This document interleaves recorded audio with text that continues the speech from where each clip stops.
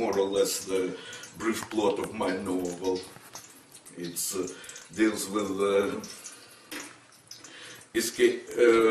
Soviet history of middle of last century, right after the Second World War, and the plot is 5 convicts escaping from the Gulag camp in northeast Siberia to Alaska. And what happens? So I'll begin with part of the prologue. Yeah. Alexander Trofimov opened his eyes. Was it day or night? A small barred window was covered in dirt and cobwebs and let in no daylight. A dim electric lamp burned around the clock.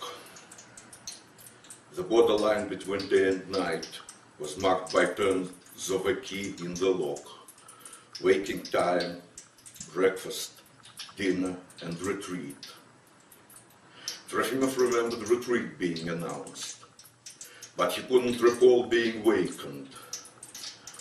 That meant it was still night. He tried to stretch and moaned. His body was a pool of pain. After several weeks in Lieutenant Colonel Razhivin's dungeon, there was hardly a cell in his body that didn't ache. His kidneys, groin, and stomach, and all his limbs were racked by agony. His skin was covered in bruises and lacerated from the iron bars used in endless beatings. The joints of his hands and shoulders were dislocated after hours of hanging on the rack. All the time Razhivin's underlings did that to him, he had prayed to die. How long ago was it? A month? A week? A couple of days? Trofimov couldn't remember when he was brought here from the pit jail, where the counterintelligence department of his division had held him.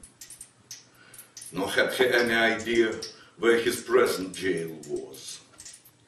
Was it still in Yekapils? Had he been moved to Riga? At least there was no more torture or interrogation.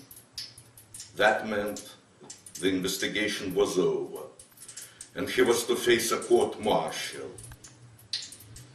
As a captain in the Guards, he was entitled to appear before a military district court-martial.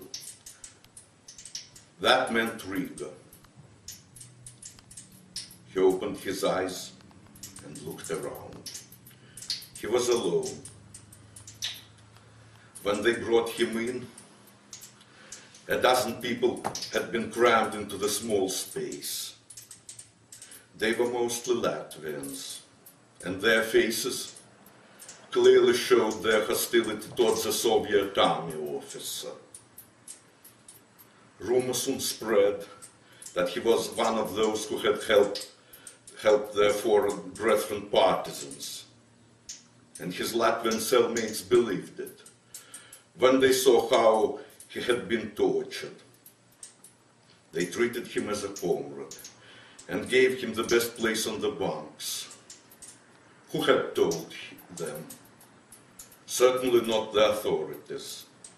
Most likely they would have claimed he came from a Soviet penal battalion that had butchered several Latvians and was now being punished for his barbarity.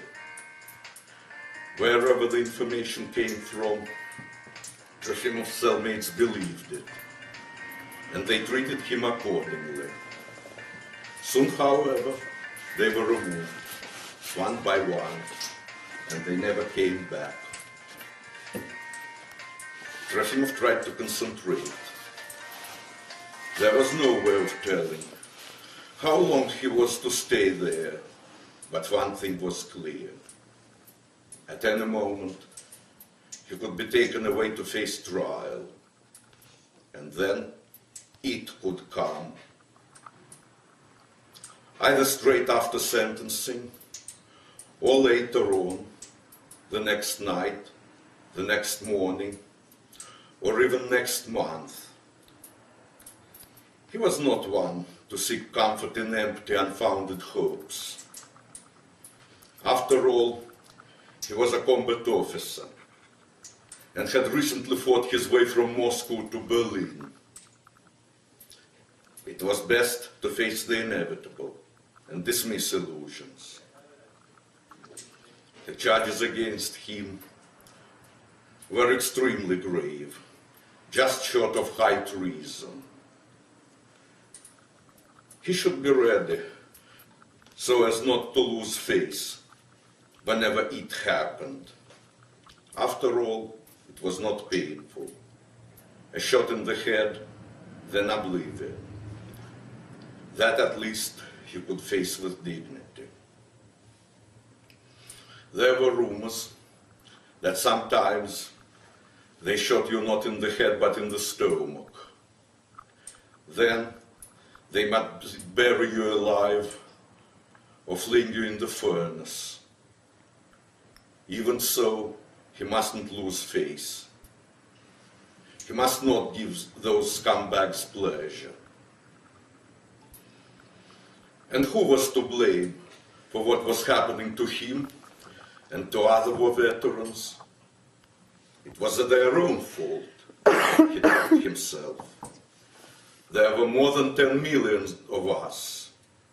We had guns and mortars, tanks and planes, courage and experience. Who could have stopped us if we had turned on those bastards from Smersh there and then, back in Germany? We could have slaughtered every one of the scoundrels and gone back to Mother Russia, to Moscow. On our way, we could have routed the MGB secret police troops. And then we'd have dealt with the great leader himself and his henchmen. We could have gone home not only as victors, but as liberators. Instead, we relaxed and celebrated the end of the war. We drank with the Allies on the river Elbe. We dreamt of being demobbed, of laying down our arms and going home. Idiots.